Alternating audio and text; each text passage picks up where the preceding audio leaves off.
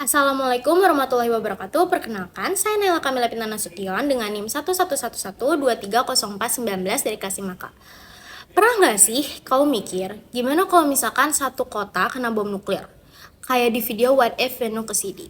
Kelihatan banget dari ledakan, radiasi, sampai efek jangka panjangnya. Tapi kalau misalkan kita lihat dari sisi hukum humaniter internasional, itu bukan cuma soal sains atau teknologi, tapi juga soal kemanusiaan dan batas moral dalam perang. Di hukum humaniter internasional, prinsip kemanusiaan itu jadi dasar utama.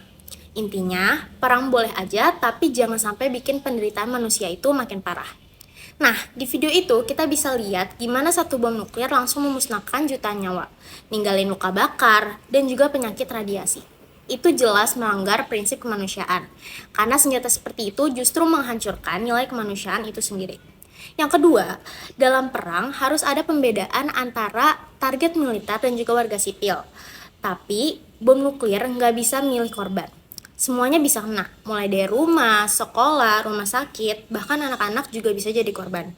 Artinya, senjata nuklir itu bersifat indiscriminate, alias nggak pandang bulu.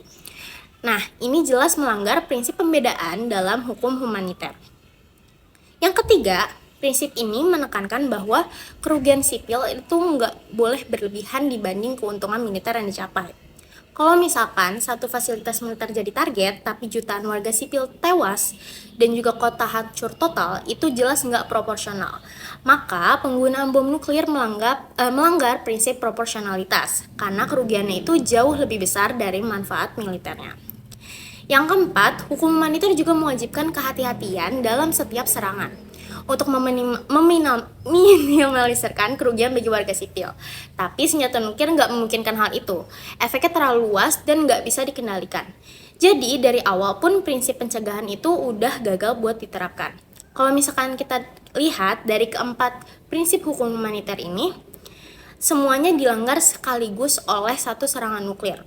Video ini bukan cuma simulasi sains, tapi juga pengingat bahwa perang tanpa batas itu bisa menghancurkan nilai dasar manusia kalau misalkan hukum dan juga nurani diabaikan. Jadi kalau misalkan ditanya, bisa nggak sih bom nuklir itu dipakai tanpa melanggar hukum humaniter? Jawabannya nggak bisa. Karena pada titik itu kita udah berhenti jadi manusia. Sekian dari saya, Naila. Assalamualaikum warahmatullahi wabarakatuh.